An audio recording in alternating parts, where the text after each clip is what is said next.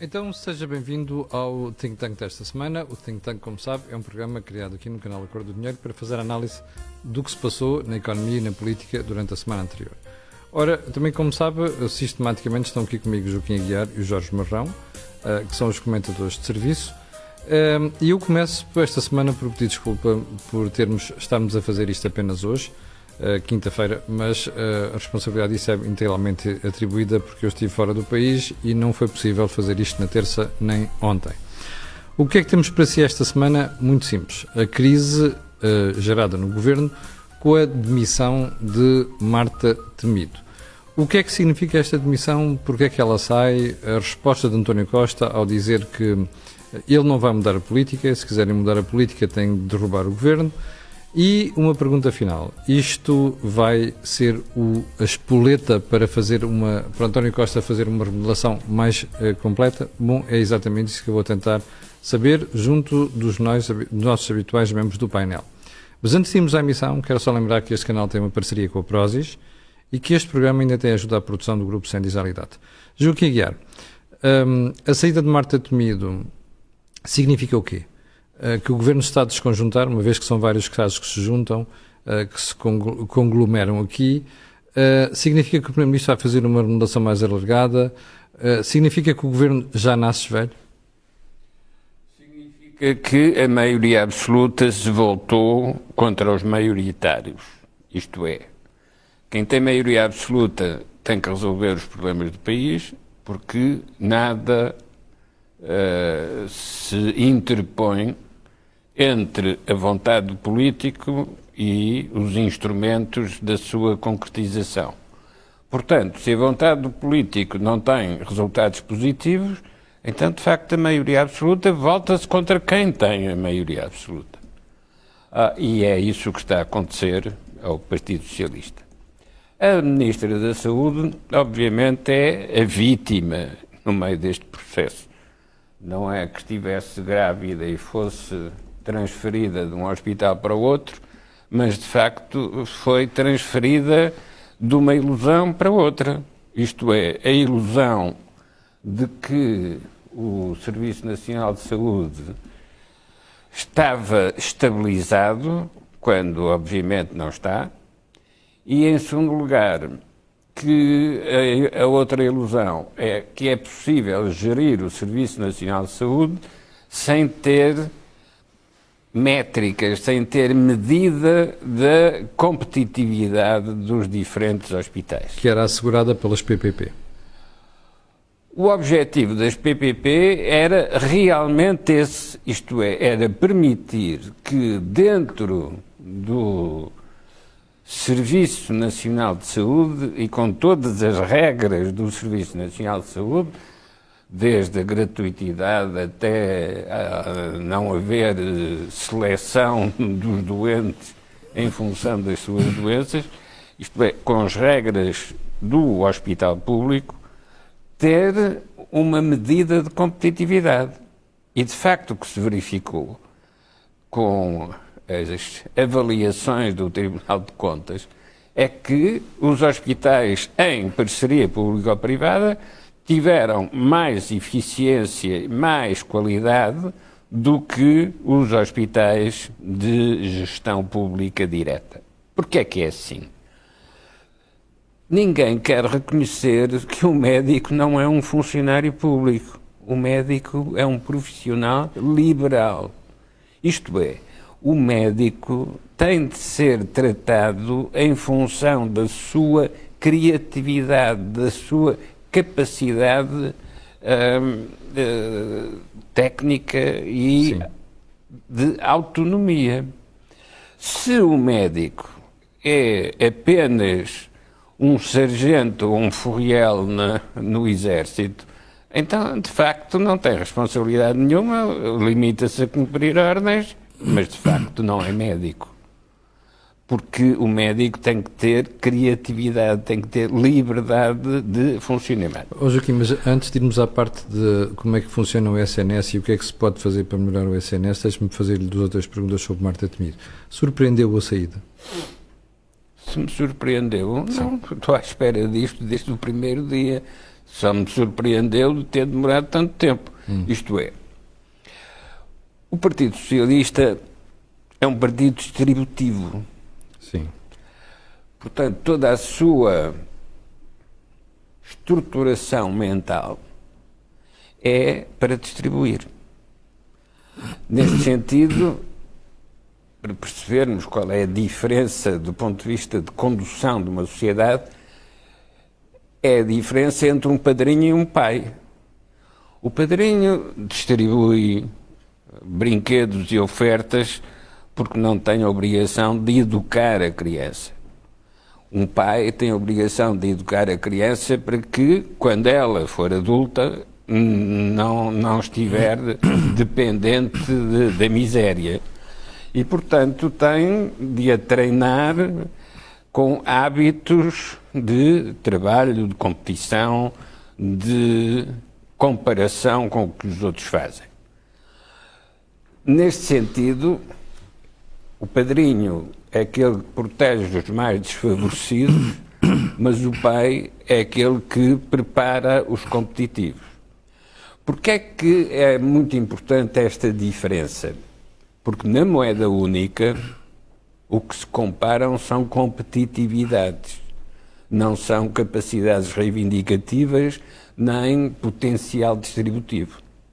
Com a mesma moeda, os melhores vão ganhar as melhores atividades e, portanto, vão ser mais ricos do que os piores.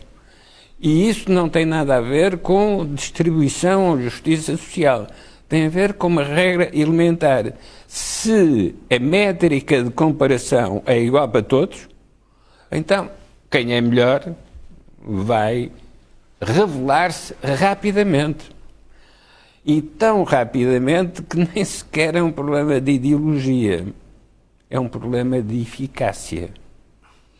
Ora, o que se percebeu desta crise do Serviço Nacional de Saúde é que o mecanismo distributivo típico dos padrinhos atingiu o limite.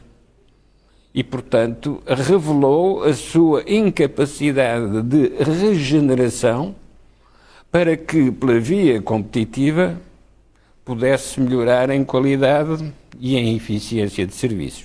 E, portanto, reduzimos essa atividade a uma atividade de funcionários públicos, mas os funcionários públicos têm o grande problema de não conseguirem inventar um novo Estado. E porquê só conseguem trabalhar no Estado que os recrutou. Sim, e porquê que António Costa, quando é confrontado com a demissão da ministra, diz assim: eu não vou mudar de política, se vocês quiserem mudar de política têm que derrubar o governo? Ele ainda não aprendeu a lição? Não, porque ele é tipicamente um padrinho, portanto ele só sabe distribuir. Se é para competir, não contem com ele. E esse vai ser o problema que o Partido Socialista vai ter de enfrentar. É, com este secretário-geral, o Partido Socialista não consegue responder à crise que toda a Europa vai viver, ou se quisermos, todo o mundo desenvolvido vai viver. Deixa-me vir aqui ao Jorge. Jorge, surpreendeu-te a crise política? Mais do que me surpreender, eu julgo que vale a pena analisar esta crise política de uma forma um bocadinho mais profunda e não tão superficial, no sentido em que é olhar só para a ministra, o afastamento e a admissão do ministro. Se nós nos lembrarmos a formação da Geringonça basicamente veio dizer que o Estado tinha um papel muito relevante nas funções sociais e o mercado era relegado para segundo plano. Isto significaria o quê? Significaria que no caso da saúde, das pensões e da educação, a prestação desse serviço público só poderia ser providenciado por organismos do Estado e cada vez mais havia uma redução da iniciativa privada nestes setores. E, portanto, a carga ideológica que foi introduzida no governo resultante da Geringonça originou a Marta Temido. Ou seja, a Marta Temido fazia parte do buquê das flores desse modelo. Quando ela cai, o modelo é posto em causa. E por isso a reação, porque a pergunta que nós temos que fazer é, mas a Ministra cai por incompetência própria ou por incompetência das políticas públicas? E o que é que nós assistimos? Nós assistimos a um conjunto de comentários, às vezes um pouco disparatados, de algumas pessoas que vêm dizer que a pandemia provou a necessidade do Serviço Nacional de Saúde e do reforço do Serviço Nacional de Saúde. Primeiro, confundir uma pandemia com a gestão normal diária de um serviço de saúde é, obviamente, a desonestidade intelectual e má-fé da argumentação. Porque não há nenhum país do mundo, por mais liberal que seja, que não tenha tido uma intervenção dos próprios Estados. Porque o Estado é dimana dos cidadãos e não é o Estado que cria os cidadãos. E o Estado é preciso para estas ocasiões. E o Estado é preciso. Portanto, há aí uma desonestidade e uma má-fé intelectual quando se quer pôr a pandemia como a justificação do Serviço Nacional de Saúde. Portanto, o debate hoje dentro do Governo tem que ser um debate de dissidência de políticas. Então os ministros que nós vamos escolher são ministros que vão apostar outra vez mais na ideia que estava subjacente à geringonça, que é mais Estado dentro de um conjunto das funções sociais, ou menos Estado e mais eficiência, para ir na lógica do Joaquim, de competitividade e comparação. E, portanto, a incompetência da Ministra revela a incompetência da política pública do Partido Socialista nestas matérias. Porquê? Porque um partido que tem a maioria, que tem todos os seus recursos à disposição, pode fazer aquilo que entender, não tem que prestar contas, explica os maus resultados com base em quê? Bom, e onde é que é o descalabro? Quando a Ministra vai buscar uma justificação histórica para os anos 80. Para os anos 80. Portanto, aquela ideia dos portugueses que quando se discutem falam sempre no Afonso Henriques e na mãe do Afonso Henriques, foi parar a Marta Temido agora com um período um bocadinho mais curto. Quer dizer, em caso de problema, vamos atirar isto 30 anos para trás ou 40. Ora, este ato de irresponsabilidade associado, enfim, àquela famosa frase, penso que foi do Stalin, que dizia que uma morte é uma tragédia, muitas mortes é uma estatística. O que aconteceu foi que esta morte foi uma tragédia, mas foi a tragédia, foi o transbordar do copo d'água que nós todos estávamos a prever que iria acontecer. Reparemos no seguinte, teve que se buscar um militar para fazer a gestão de uma pandemia no Serviço Nacional de Saúde. E isto revela ainda outra coisa mais complexa, que é, afinal nós estamos a falar de um serviço ou de um sistema de saúde. Quando se fala de um sistema, tem que se falar em pessoas que saibam gerir sistemas. Não é pessoas que saibam de medicina. Não é isso que o país precisa. É a gestão. É a gestão dos recursos públicos que são afetos ao serviço de saúde. E isso tem que se ter a mente um bocadinho mais aberta. A carga ideológica com que os governantes, quer à direita, quer à esquerda, vão para gerir o Serviço Nacional de Saúde, é sempre muito perigosa. Porquê? Porque, como é uma função social muito relevante e muito central da vida dos portugueses, qualquer erro paga-se caro. E, portanto, o que é que aconteceu? António Costa revelou que, acima de tudo, queria manter a base de poder que estava associada no Parlamento aos partidos da extrema-esquerda, que era o Bloco de Esquerda e o Partido Comunista. Ora, a queda desta ministra deveria significar, para bem do país, a queda de todos os ministros que têm esta vertente de que o Estado resolve tudo e não é preciso nada da cidadania, nem dos privados, nem das empresas privadas, nem da iniciativa privada, nem do exterior, nem nada disso. E, portanto, eu diria que era um momento oportuno para o Governo fazer uma remodelação nesse sentido, até porque tem uma maioria absoluta, portanto ninguém lhe pode derrubar, a não ser que ele próprio decida que não se quer governar mais. E, portanto, nessa matéria é sintomático de que a crise é mais profunda do que parece. O que é caricato é que há tempos o Presidente da República fez uma viagem com uma jornalista e eu recordo-me da frase que ele teve relativamente a Marta Temido, que eu acho que valeria a pena nós revisitarmos, porque ele começa por dizer que não compreendia Marta Temido no início do mandato e depois com a pandemia, à medida que foi tendo a relação, conseguiu compreender. Agora estaria na altura do Presidente explicar-nos o que é que compreendeu Marta Temido. Portanto, é esta, vamos lá ver, eu acho que é esta ambivalência, esta ambiguidade, esta falta de clareza na gestão dos interesses públicos que leva, no fundo, ministros, eu diria, mais amadores, mais partidários, mais ideológicos e menos voltados para a eficácia, os resultados depois são estes e achas que nós temos. E achas que as mexidas no governo vão ficar limitadas a Marta Temido ou vamos ter uma remodelação mais alargada? Não, a minha esperança era que o Primeiro-Ministro observasse que aquilo que ele fez até agora não resolveu nenhum problema substancial. Mas por isso é que eu te faço a pergunta, porque repara, quando o Primeiro-Ministro diz assim, eu vou investir na política, o próximo Ministro, se eu fosse candidato a Ministro das Finanças, dizia logo que não. Primeiro porque, repara, Marta Temido fica no Ministério até aprovar o estatuto do SNS. Ora bem, o Ministro que vem vai arcar com aquilo. Por carga d'água, ele não devia ser envolvido naquela brincadeira.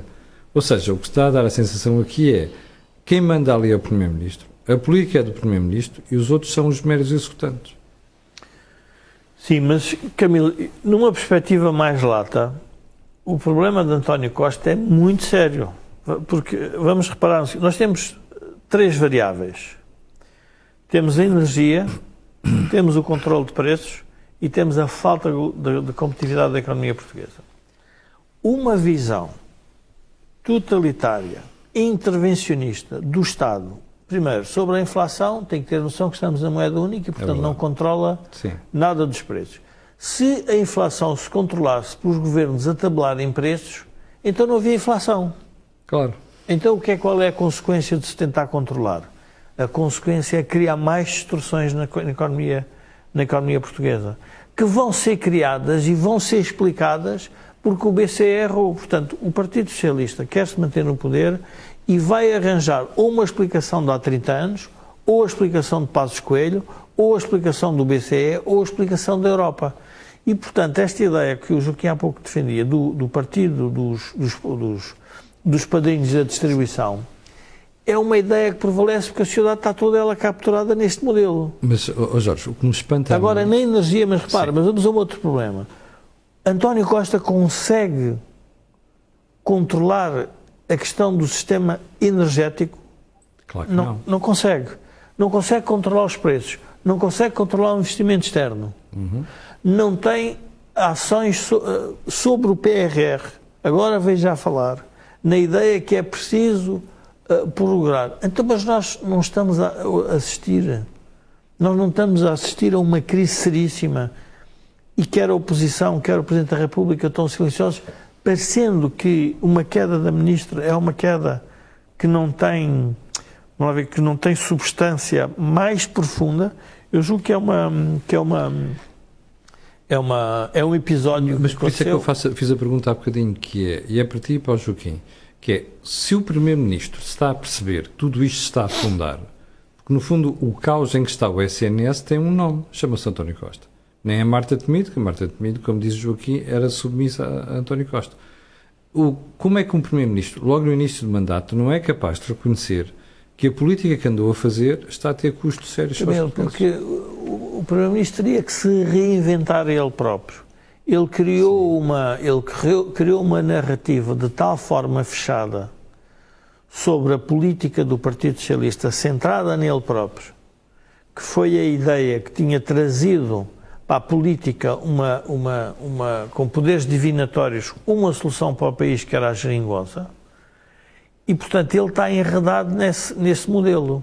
E a pergunta é quem é que o faz sair desse modelo? Ou dissidências dentro do Partido Socialista, ou vozes mais discordantes dentro do Partido Socialista, ou o próprio Presidente da República vir a atuar agora. Mas o Presidente da República já mostrou que não está para ter chatices, até porque disse uma coisa de Marta Temido num dia, disse outra diferente no dia seguinte. Sim, mas o Presidente da República agora veio dizer que quem tem maioria absoluta tem responsabilidade absoluta.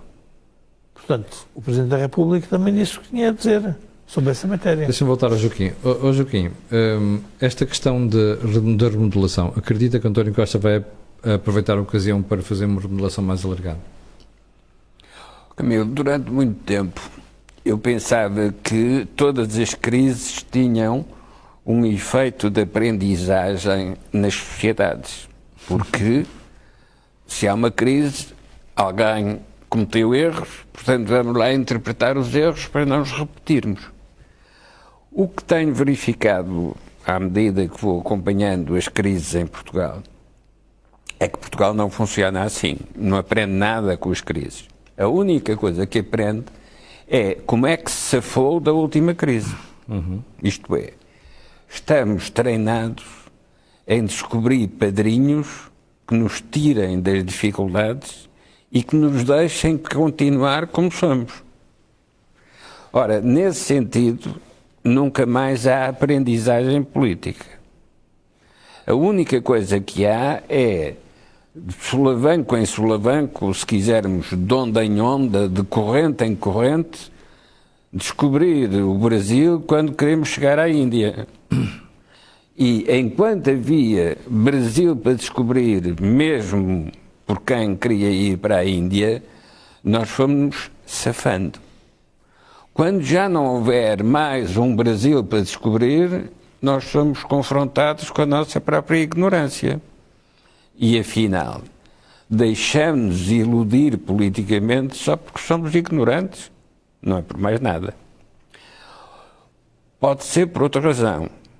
É por sermos crentes. E então fazemos da política uma religião ou uma série de seitas religiosas que disputam entre si os crentes disponíveis. E então, como diria o Sá Carneiro, a política sem risco é uma chatice. E, de facto, se a política fosse um jogo de seitas, seria uma enorme chatice. Ponto essencial. O que é que o Partido Socialista quer fazer com o Partido Socialista?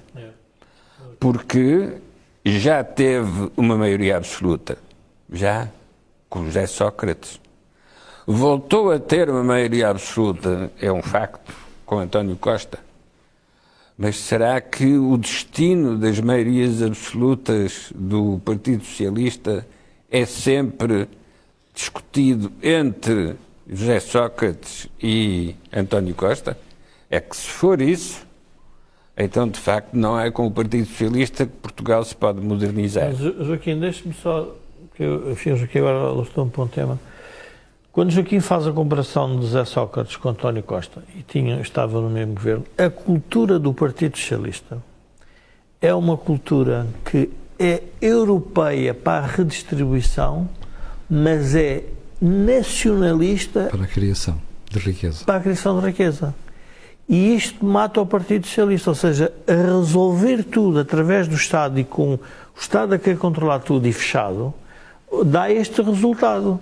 E, portanto, o Partido Socialista ocupa o poder porque eu diria que há uma corrente na sociedade portuguesa, se quisermos, de mais sensibilidade social, e o Partido Socialista parece que tem mais sensibilidade que o PSD. A história não o demonstra, mas parece que tem, porque a bancarrota foi a maior insensibilidade que alguma vez podíamos ter tido socialmente. E, portanto, quando o Joaquim faz o paralelismo quer dizer, é manter a mesma cultura e, portanto, o partido tem mesmo que se renovar, tem que mudar, porque se não mudar, obviamente ficará um partido que não serve os interesses do país, porque ninguém se preocupa de um Partido Socialista se aceitar a competitividade que a Europa exige. Agora, se quiser continuar a dizer que através da sua intervenção diária consegue resolver todos os problemas através do Estado, temos este resultado. Mas desculpe, Joaquim. Deixa-me dar aqui um pequeno detalhe, um pequeno pormenor. Todos nós falamos da bancarrota de 2011. Eu prefiro falar na falência do Estado. O Partido Socialista leva o Estado à falência. Levar o Estado à falência significa que não sabe fazer contas, não sabe equilibrar os balanços.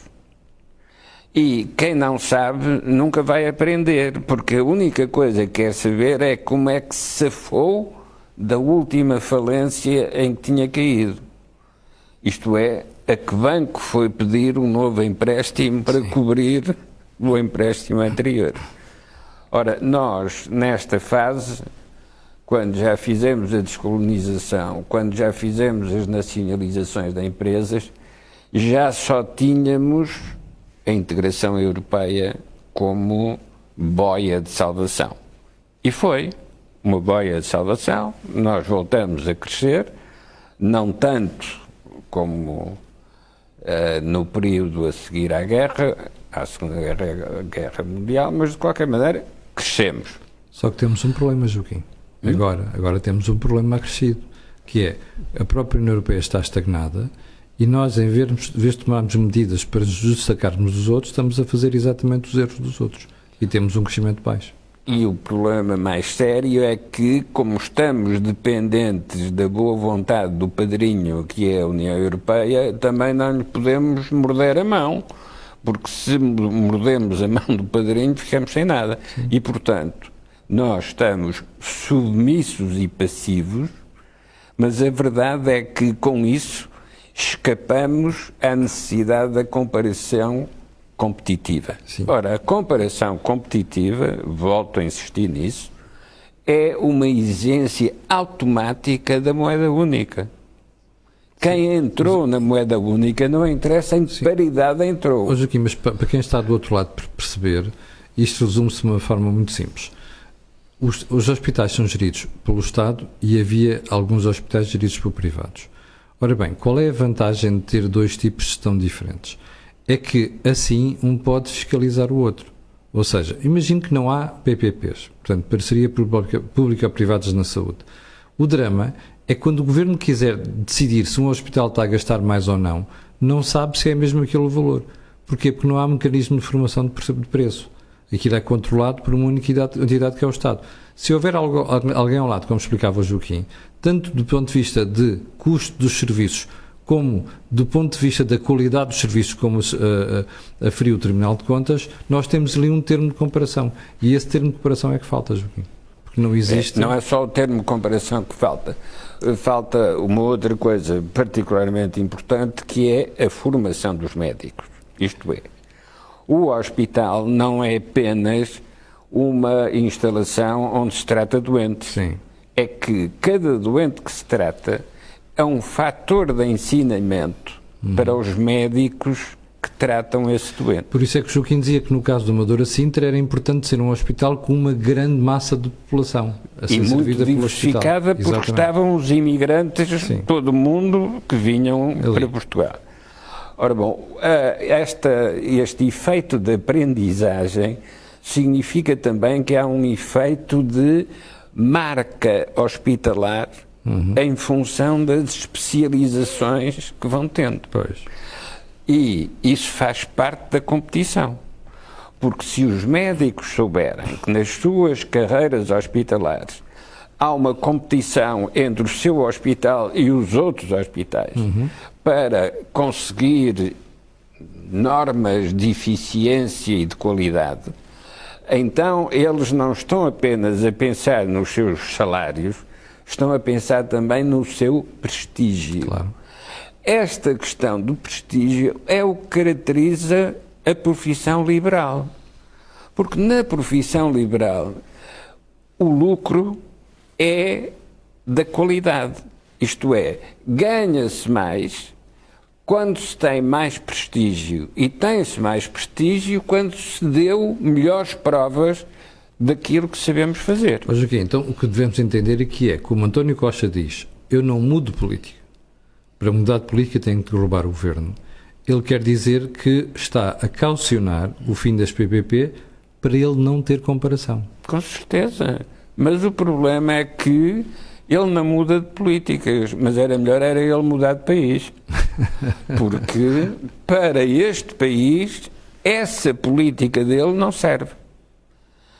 O que era a grande importância, já se falou do Amadora Sintra, que era a diversidade de doenças que tinha para tratar. a grande importância do Hospital de Braga era a ligação com a universidade. Isto é, criarmos um polo da excelência para formar novos médicos, os tais médicos, e que, muito bem, a ministra Temido diz que nos anos 80, com os números clausos, deixamos de ter médicos.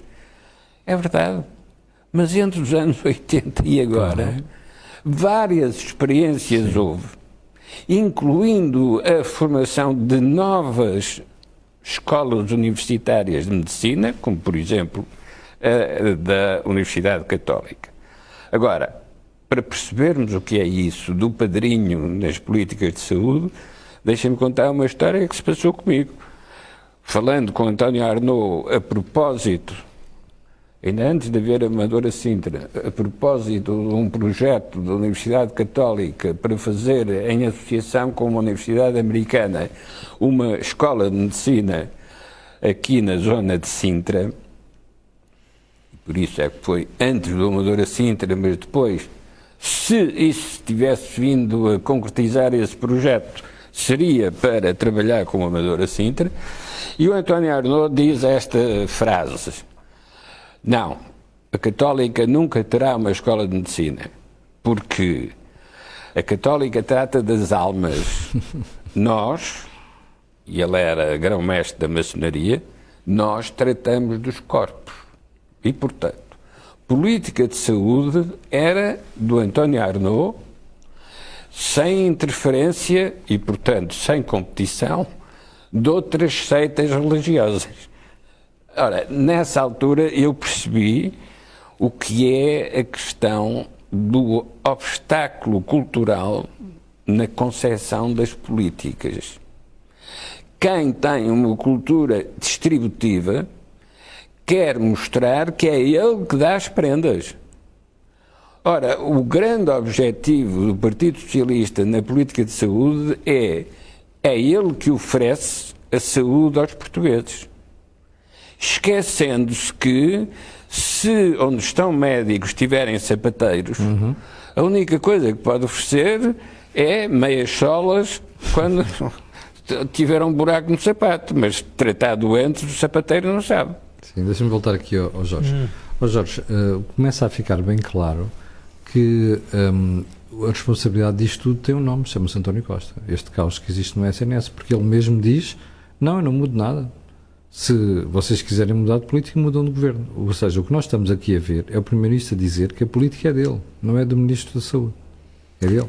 Eu diria que começa-se a ver a responsabilidade do Partido Socialista, porque o Partido Socialista tem a responsabilidade de afastar os dirigentes que podem, de alguma forma, destruir a própria, se quisermos, herança e trajetória do Partido Socialista, que não foi sempre assim.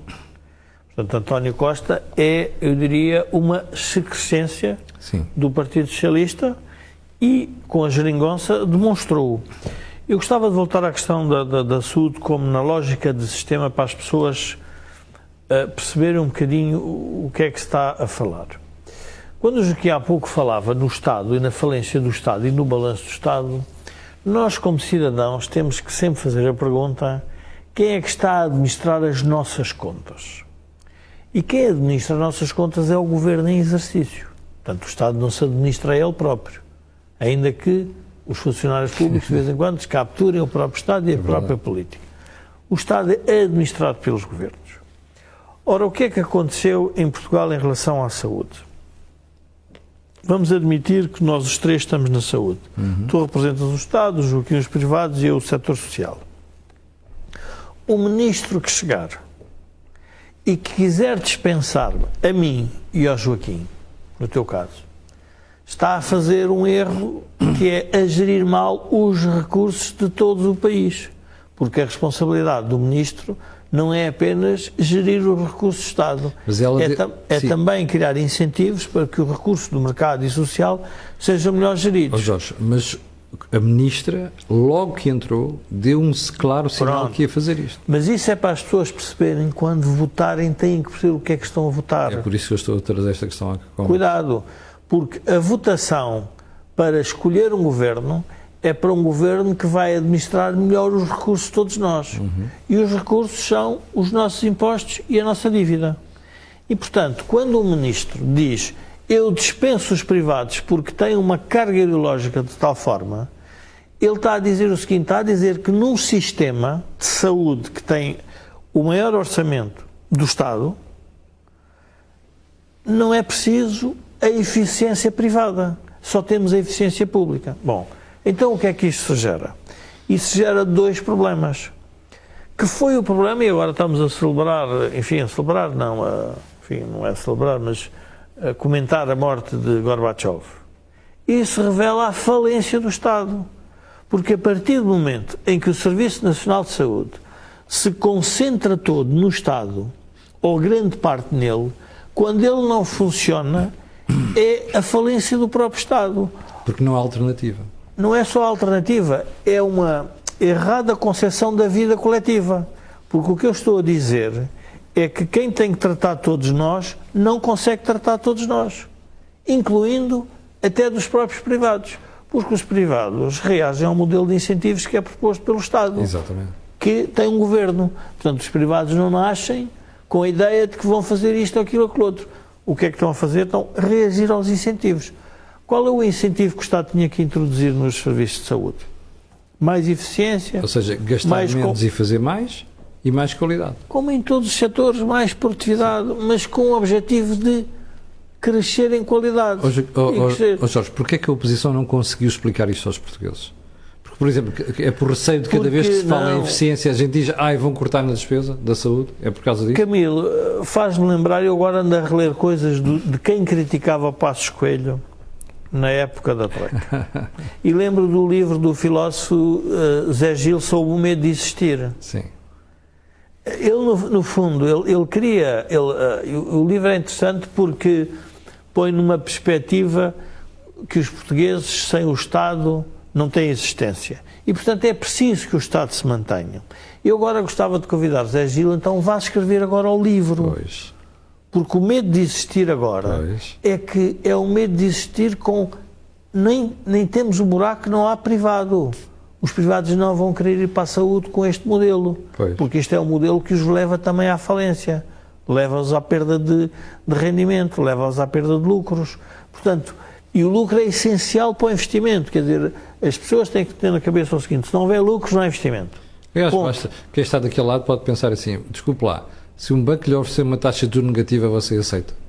Não aceita, pois não, porque está a perder dinheiro. Aqui é a mesma coisa. É igual. Quando a gente faz um investimento, tem que ter o retorno desse investimento. Não é isso. E é o lucro que permite que ele volte a investir. Claro. E, portanto, se ele não o tiver, também não volta a investir.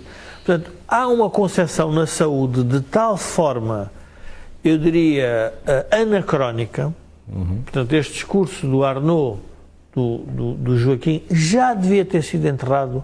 E essa alma, que ele diz que só a católica tem que tratar dessa alma, tem que tratar da alma dele, no sentido em que o seu discurso já não faz sentido hoje, porque ainda por cima há um tema mais complexo, Camilo, é que quando nós olhamos para os países no mundo, os modelos de saúde não são lineares. O Serviço Nacional de Saúde no Reino Unido tem uma característica mais estatal, o Serviço de Saúde nos Estados Unidos tem uma característica mais privada. E até na Holanda é diferente. E na Holanda, os modelos, temos que encontrar o modelo. Porquê é que nós, neste canto à beira-mar plantado, discutimos o modelo em que prescindimos daquilo que sempre gerou competitividade e competência e qualidade, que foram os privados? Quando nós olhamos para os grupos privados, o Grupo Mel, os grupos americanos que estão em Portugal, Fundação Champalimau, o que é que nós estamos a dizer aos portugueses? Só os ricos e quem tem seguros de saúde é que pode ter acesso à saúde de forma rápida. Há aqui um conjunto de espectadores que estão a pôr quando é que têm as consultas, quando é que são atendidos. Pois, lá está. E então o que é que acontece? Nós estamos a criar um Serviço Nacional de Saúde falido, que depois, o único escape que tem, como todos os sistemas que não funcionam, qualquer pessoa percebe o seguinte: qualquer sistema que não funciona cria uma lista de espera, seja no que for. Se não há canalizadores, temos uma lista de espera de canalizadores, não há pessoas para trabalhar nas obras, então as obras atrasam-se. Neste momento, o Serviço Nacional de Saúde representa uma falência. Cria só listas de espera. E como é que tu percebes que o cidadão comum e mesmo a classe política fique contente de saber que tu tens uma lista de espera para consultas de 1 ano e meio, 2 anos, 3 anos e não se revoltam e não mudam? Camilo, porque o cidadão não tem alternativa. O cidadão que exige saúde é um cidadão mais fragilizado. E, portanto, o Serviço Nacional de Saúde, se quisermos, o atendimento, eu diria que não é mau no sentido de hospitalidade, portanto, não há uma tradição de médicos, enfermeiros agressivos com os doentes, não é essa tradição. Sim. Até há uma tradição, se quisermos, de uma certa compaixão e uma certa um nível de serviço muito bom que compensa as falhas nos atrasos, nas listas de esperas, em tudo o que sucede. Portanto, as pessoas ficam sem solução. E, portanto, na falta de solução, porque é que está a acontecer a migração lenta para os seguros de saúde? A migração lenta para os seguros de saúde vai acontecendo porque as pessoas não querem estar à espera tanto tempo. E, portanto, vão fazendo essa exigência. E houve um outro tema que eu julgo que também levou à admissão da Ministra, que foi não ter visto a pandemia. Quando nós temos um sistema de gestão de uma empresa muito grande e ela é sujeita a um choque muito violento externo, esse sistema fica abalado. Portanto, a empresa deixa de se concentrar naquilo que está a fazer bem e também tem que se concentrar numa outra coisa. A pandemia foi um choque que obrigaria a um repensar de toda a gestão do Serviço Nacional de Saúde. Mas não foi isso que aconteceu, Jorge. Mas não foi o que aconteceu. Porquê? Porque a cegueira ideológica era de tal ordem que, se tudo estiver no Serviço Nacional de Saúde, aliás, se nós nos recordarmos, o Serviço Nacional de Saúde provou-se que a existência do Serviço Nacional de Saúde é relevante por causa da pandemia. Sim. Ora, o que se provou foi uma coisa muito mais complexa, que foi que uma pandemia num sistema de Serviço Nacional de Saúde, que ele assim já tem deficiências, gera uma falência do próprio sistema, que é a queda da Ministra. E, portanto, seria muito melhor que o Primeiro-Ministro sentasse, refletisse, sem nenhuma carga ideológica, convidasse um conjunto de pessoas para discutir este assunto, para perceber que, se quiser, e os portugueses todos têm o dever, a obrigação de exigir um serviço fantástico nacional de saúde. Pagamos tantos impostos. Até por aquilo que a gente paga de impostos. Claro, não é? Ó Joaquim, como é que se explica aos portugueses que o governo que está no poder há 7 anos ainda não conseguiu, aliás, a única coisa que conseguiu fazer de reforma foi gerar os problemas nas urgências de obstetrícia e ginecologia e, segundo o bastonário, também de urgência geral, que é o que vai acontecer já este inverno. Como é que há tanta dificuldade em explicar aos portugueses que quem faz isto não merece estar no governo? Camilo, porque não se discutem políticas de saúde em função do que é o que tem de ser tratado. Discute-se política de saúde em função do seu enquadramento numa perspectiva ideológica que é serviço público ou mercado privado. E começa por se dizer: o serviço público é gratuito porque é igual para todos e o mercado de saúde é o mercado de especulação para o lucro. A única maneira que temos de juntar estas duas metades chama-se seguros de saúde, porque o seguro de saúde é neutro e é o utilizador, é o doente, que escolhe se vai para um serviço público ou se vai para um serviço privado. E quem paga é o seguro de saúde. A única maneira, pelo menos que eu tenha encontrado, de resolver esta contradição entre o público e o privado na saúde é através do seguro de saúde que permite que seja o doente a fazer a escolha. Por isso é que também já defendi que houvesse um ADSE para todo o país. Sim, que é um seguro, no fim de contas. Isto é, uma assistência na doença aos servidores do Estado, neste caso seria assistência na doença aos dependentes do Estado. E, portanto, quem tivesse esse ADSE ou ADDE,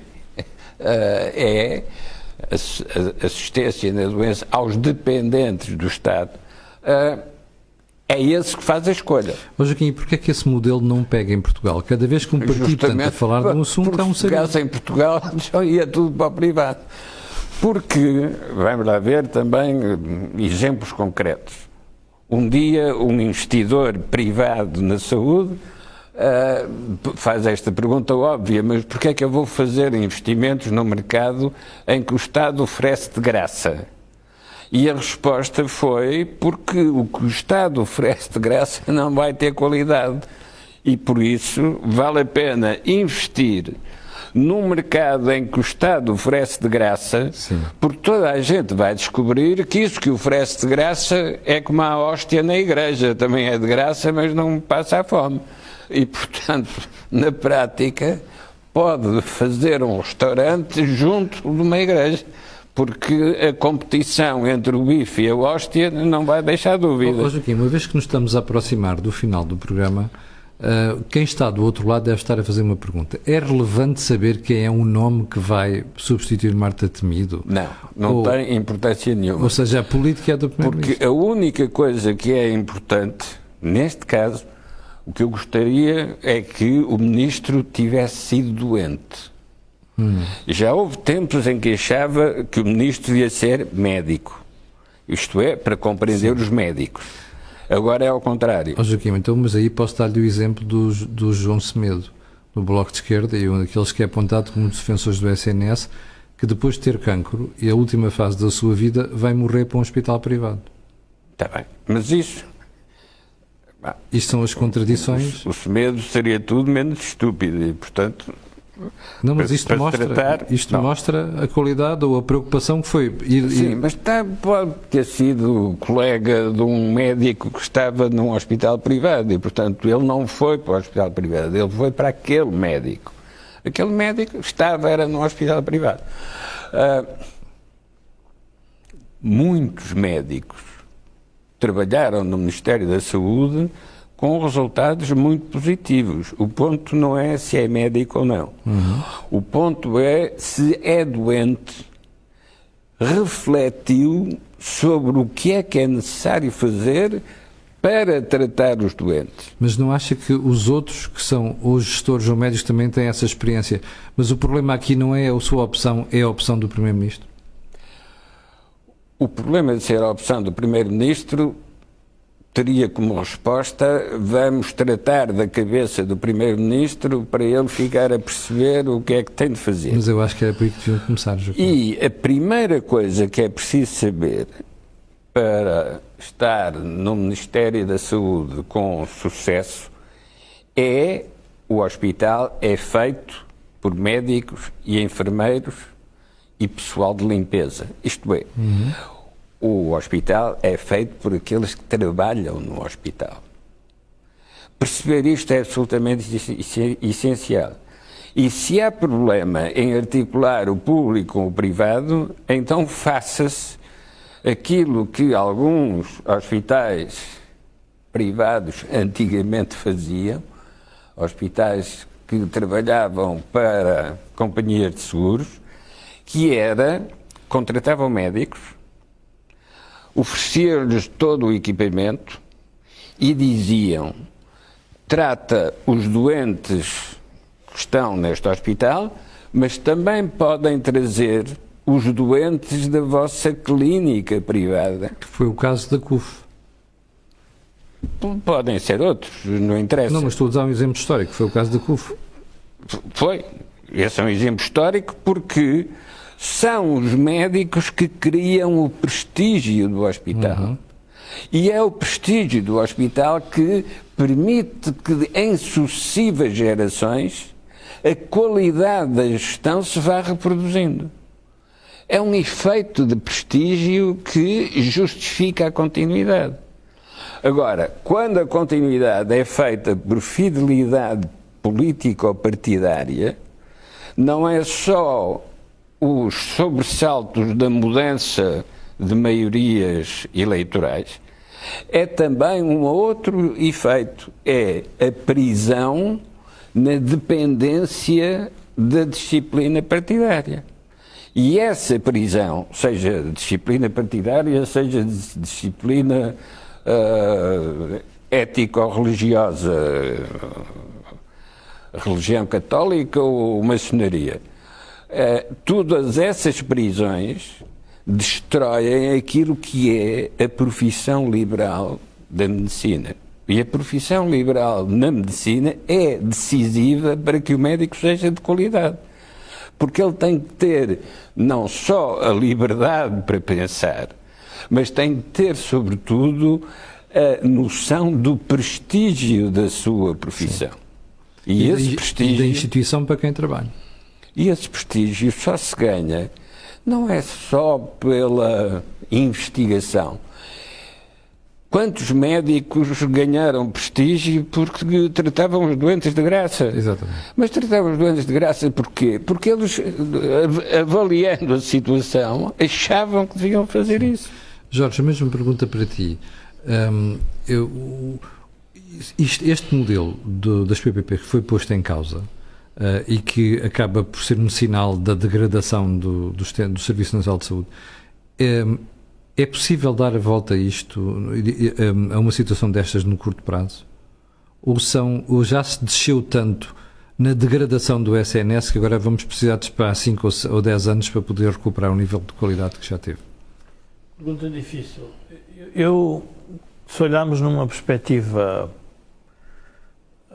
mais de longo prazo e de eleições, se quisermos, seria muito estranho o Partido Socialista chegar às próximas eleições sem uma resposta séria sobre o Serviço Nacional de Saúde. Portanto, eu acho que seria a queda eleitoral do Partido Socialista tem que se assentar em duas ou três coisas. Uma delas, obviamente, é a questão da saúde, a outra é a questão das pensões e a outra é a questão do funcionamento do próprio Estado, que tanto adoram. E, portanto, as pessoas, os cidadãos, percebem que se nada disso for resolvido, então para que é que temos o Partido Socialista a governar e ainda por cima a maioria absoluta? Na geringonça já se percebeu que não funciona, então a maioria absoluta também não funciona e, portanto, isto é o princípio. Qual é a dificuldade que eu vejo em António Costa? É que António Costa nunca escolheu ministros com peso político. Aliás, trata os putativos futuros líderes do PS de forma quase infantil. Quando infantil, no sentido em que um demite-se, manda-lhe cartas e depois volta para trás, o outro contrata alguém para fazer a comunicação, mas depois aquilo não avança. Portanto, a forma como trata os ministros eu diria que era quase como secretários de Estado. Portanto, não são bem ministros, ele manda no governo como todo, não quer ter sombra. E, portanto, é um primeiro-ministro que queria dividir para reinar. E, portanto, isso depois nota-se no quê? Nota-se na falta de embate dentro do governo. E do fechamento, ou seja, é um governo que ele próprio fecha sobre si próprio, parece que estão todos de acordo e ninguém está nada de acordo, toda a gente está a perceber que há um problema, mas ninguém tem a coragem política para vir dizer, epá, o rei vai nu. E, portanto, o primeiro-ministro vai ter um problema, que é qualquer nome que dê, das duas uma, ou é um nome com peso, ou é um nome que vai ficar a marca do que é que conseguiu fazer até às próximas eleições. E o que é grave é que nós estamos a tratar do nosso Sistema Nacional de Saúde, que é pago por todos nós. Porque a ideia, o tal padrinho tem a ideia que é ele que cria o dinheiro para distribuir. Não, nós é que lhe damos o dinheiro para ele distribuir. Ora, chegou o momento, a gente, olha, faz favor, já agora, que nos levou o nosso dinheiro de impostos, dê-me qualquer coisa de útil, não me dê martas temido, não me dê problemas. E isto pode levar, diria, a uma reflexão mais séria dentro do próprio Partido Socialista. Obviamente dentro da oposição tem que levar, porque a oposição vai ter que apresentar algumas ideias como é que poderia resolver um assunto desta natureza, porque é um assunto muito complexo. E mais grave ainda, que é, eu acho que é o Serviço Nacional de Saúde, tem aqui uma componente, o Joaquim se deve se lembrar, que no início era o debate entre o Estado e a criação das PPPs, portanto era como é que se articulavam os dois, como é que aquilo funcionava a favor de todos. O Joaquim participou nesse processo. Pronto. Agora, foi um debate, foi menosprezar, menorizar, inferiorizar o setor privado, e a pergunta é como é que se reconquista uma classe médica e uma classe de enfermeiros para um sistema que ele está todo descoordenado. Por isso é que eu te pergunto se isto agora é uma missão de 1 ano, de 5 anos ou Camilo, 10 anos, que eu acho que já se desceu muito na degradação do SNS. Eu não gosto de dar exemplos do setor privado, porque o setor público, vamos ver, a governação do Estado não tem nada a ver com a governação privada em algumas coisas. Mas escolher um CEO para uma empresa que gasta 8 mil milhões, 7 mil milhões, é uma coisa muito séria. Ora, quem é escolhido para Ministro da Saúde é escolhido apenas por uma credencial de conhecimentos de temas de saúde, poucos de gestão e muito de carga ideológica. Exatamente, que é o caso da doutora Marta Temido, aliás. Ora, vai-nos fazer falta gestão de um sistema. E, portanto, tem que ser uma pessoa com muito peso, que ela própria consiga levar os tais médicos, os tais enfermeiros, a um processo de mudança que eles aceitem. Porque, no meio disto tudo, depois vamos ter um outro problema, que é, sim senhor, e quais são as reformas que os senhores querem fazer e como é que nós vamos aceitar. Eu, há dias, estava a falar com um médico e fiquei chocado, não tinha noção destes números. O médico que tinha, no Serviço Nacional de Saúde, tinha um conjunto de tarefas que pagavam 18 euros por hora, e se tivesse o setor privado pagavam 200 euros. Há qualquer coisa de errado. Portanto, a produtividade do médico, que recebe de um lado 18 euros e do outro leva 200, não vai funcionar. Qual era a tese de Marta Temido? É que se for tudo do Estado, o médico não tem solução. Tem. Porque ele é um profissional liberal. Sim. Ele decide o que faz com o doente. Mas aí, Jorge, vai entrar outro complexo de esquerda. Isto é mais ou menos como os donos de comunicação social que acham que mandam os jornalistas, não mandam? Aliás, como se vê, nós estamos a fazer estes programas neste canal e hoje em dia temos uma audiência superior a alguns canais de televisão. Mas enfim, isso é outra história, voltaremos a isso um dia. Jorge, mas esse é que é o problema, é que a Marta Temido, quando chegou lá, achou que a ideologia resolvia tudo. E vais ver que o próximo passo ainda vai voltar a ser do vamos obrigar os médicos a trabalhar em exclusivo para o SNS, que é a grande tentação que existe na extrema-esquerda, tanto no Bloco de Esquerda como sim, mas no PCP. Isso é uma maioria silenciosa, é uma paz podre, é uma revolução lenta, eu diria, há uma indignação, se quisermos, e uma revolta escondida dos médicos, porque eles próprios, como profissionais, não estão a gostar do que estão a assistir, porque aliás, não têm condições. E notou-se nos últimos meses que os médicos se afastaram completamente da ministra, nomeadamente quando se recusaram a fazer mais horas extraordinárias, compreensivelmente, nomeadamente quando disseram que não queriam trabalhar mais, porque o que estava em causa era o próprio modelo de gestão do Serviço Nacional de Saúde. E não tem como centro, desculpe lá, Joaquim, só para acabar, é que o Serviço Nacional de Saúde tem que ter como centro o doente e o médico. Claro. Não é a política pela política. É isso mesmo. Se eles não decidirem que o centro disto, eu estou a decidir a favor de quem? Do doente e do prestador, que é o médico. Sim. Ora, a política quer dizer, não, o que é importante é que o Serviço Nacional de Saúde é todo o Estado. É, porque eu acho que deve ser assim. Aqui temos 1 minuto para fechar. Quando eu fui incorporado no Serviço Militar Obrigatório, a primeira noite em Mafra, fardado, senti-me pela primeira vez na minha vida na moda. Isto é, olhava à volta e éramos todos iguais. Exatamente. Não tinha que discutir se a gravata era da cor A ou da cor B. Estávamos todos à moda. Ora, é esse o erro do Serviço Nacional de Saúde. Exatamente. É pensar que se fartam os médicos e fica tudo à moda. Bom, chegamos ao final do programa desta semana. Como reparou, andámos aqui essencialmente à volta da crise na saúde, a admissão da Ministra e o que é que isso pode justificar para o futuro do SNS em Portugal. Devemos seguramente voltar a este tema. Para o final, quero recordar que este canal tem uma parceria com a Prozis e este programa ainda tem ajuda à produção do grupo Sendizalidade. Para finalizar mesmo, e dizer que na próxima semana vamos voltar ao normal, voltaremos à terça-feira às 18 horas. Para o final fica o pedido de sempre, que é colocarem um gosto e fazerem partilha nas redes sociais. Sabe porquê? Aquilo que houve aqui não houve em mais sítio nenhum. Tenha um grande dia, eu volto amanhã às 8 da manhã e nós na próxima terça-feira. Muito obrigado.